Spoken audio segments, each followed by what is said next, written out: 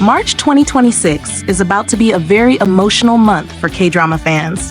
And if you love stories that hurt a little, heal a little, and make you question your own life choices at 2 a.m., then this lineup is for you. We're talking about 4 brand new melodramas that don't just focus on romance, but dive deep into obsession, ambition, betrayal, first love, and the dangerous things people do when emotions take over. Today, I'm not just going to tell you what these dramas are about. I want to talk about why they might hit harder than we expect, which one I think will spark the most online debate, and which one could quietly become the most meaningful story of the year. Siren Kiss. Let's start with Siren Kiss, which honestly might be the most intriguing concept of the 4. The drama follows Han Seo-ae, played by Park Min-young, a stunning and elegant chief auctioneer who seems to have everything under control, until you realize that men who fall for her tend to die under mysterious circumstances. That alone already sets the tone.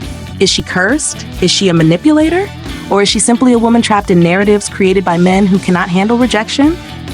Enter Cha Woo-seok, played by Lee Ha-joon, an insurance investigator known for his razor-sharp instincts. What begins as a case of insurance fraud slowly entangles him with Seo-ae and the suspicious deaths surrounding her. Now, here's why I think Siren Kiss could become the most talked about drama of the month. It blends melodrama with thriller and mystery, which means the emotional tension isn't just romantic, it's psychological. I'm personally excited about the dynamic between Park Min-young and Lee Ha-joon because both actors are incredibly good at playing characters with hidden layers. And let's be honest, there's something irresistible about a story where love and danger coexist. But here's my question for you. Do you think Seo-ae will turn out to be guilty, misunderstood, or something even more complicated? Because if the writers are smart, they won't give us a simple answer. They'll make us sympathize with her even if she's morally gray. And those are the characters we end up obsessing over the most. I can already imagine the comment sections filled with theories after every episode. If you're someone who enjoys dissecting symbolism and hidden motives, this might be your weekly obsession. Still Shining. Next, we have Still Shining, and this one feels softer on the surface, but could be just as emotionally devastating. Starring Park Jin-young and Kim Min-joo, the drama centers on Yoon Tae-seo, a subway train driver who lives only for the present. He doesn't chase big dreams, he just focuses on getting through each day. Then, by chance, he reunites with his first love, Mo Eun-ae, the girl he met when he was 19. She's now working as a manager at a traditional Korean guest house, smiling brightly on the outside while quietly carrying the weight of past failures. There's something deeply relatable about this premise. First love has a special place in everyone's heart, whether it ended beautifully or painfully. And when you meet that person again as an adult, you're not just seeing them, you're seeing the version of yourself you used to be. That's what makes Still Shining potentially powerful. It's not just about rekindling romance, it's about confronting your past, your regrets, and the dreams you gave up on. I personally think this drama might resonate strongly with viewers in their late 20s and 30s who feel like life didn't exactly go as planned. And I'm curious, if you met your first love again today, would you feel butterflies or would you feel relief that it's over? Let me know, because I genuinely think this drama will spark a lot of personal reflections. Compared to the darker tone of Siren Kiss, Still Shining seems quieter, but quiet melodramas often hit the deepest. They don't scream, they whisper, and those whispers stay with you. The Practical Guide to Love. Now let's talk about The Practical Guide to Love, starring Han Ji-min as Lee Woo-young, a competent and respected assistant manager in a purchasing team. On paper, she's successful, she's reliable, she's trusted, but emotionally, she feels alone. So she decides to go on a blind date, and that decision pulls her into a complicated love triangle with 2 men who live completely different lifestyles. At first glance, this sounds like a classic romantic setup, but what makes it interesting is the title itself, The Practical Guide to Love.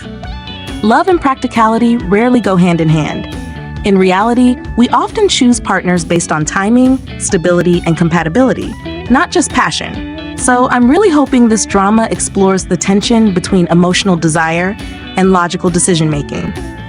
Han Ji-min is known for portraying layered, mature female characters, and I think Woo Young's loneliness, despite professional success, is something many viewers will relate to. Society often tells women that having a stable career should be enough, but emotional fulfillment is a different story.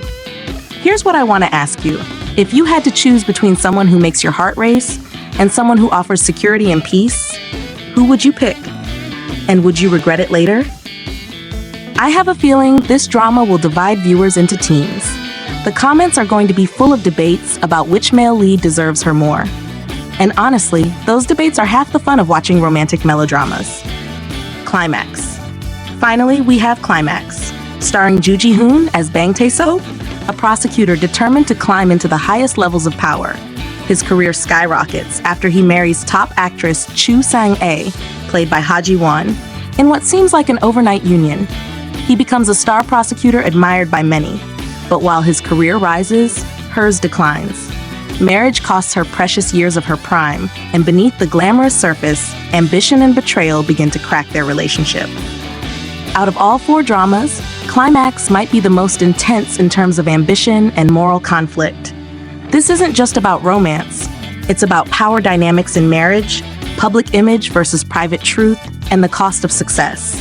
I'm especially interested in how the drama will portray Sang-ae's perspective. Too often in stories like this, the wife becomes a side character in the man's rise. But with Ha Ji-won in the role, I doubt that will happen. I'm hoping we see her inner turmoil, her resentment, maybe even her own ambition fighting back. Because let's be real, when two powerful people share a marriage built on strategy, love can quickly turn into competition. Do you think Tae-soo truly loves her? Or was the marriage always a stepping stone? And if Sang-ae decides to reclaim her spotlight, will that destroy them both? Climax seems like the kind of drama that will leave viewers morally conflicted. You might hate the characters one moment and understand them the next. And that emotional push and pull is exactly what melodrama does best. Looking at all four dramas together, Siren Kiss, Still Shining, The Practical Guide to Love, and Climax, it's clear that March 2026 isn't just giving us sad love stories. It's giving us layered emotional journeys wrapped in mystery, ambition, and real-life dilemmas. Personally, I think Siren Kiss will dominate discussions because of its thriller element, but I wouldn't underestimate Still Shining becoming a sleeper hit that quietly breaks hearts. The Practical Guide to Love could own the romance debate scene online, while Climax might appeal to viewers who enjoy morally complex characters fighting for power. So now I want to hear from you. Which one are you adding to your watch list first? Are you in the mood for dangerous romance, nostalgic first love, realistic relationship dilemmas, or high-stakes ambition and betrayal? And more importantly, what kind of melodrama do you think stays with you longer? The explosive kind, or the quiet, slow-burning one? March 2026 looks like it's going to test our emotions in every possible way. And honestly, I'm ready to feel everything. Let's talk about it in the comments, because I have a feeling this month is going to give us scenes we won't stop replaying long after the credits roll.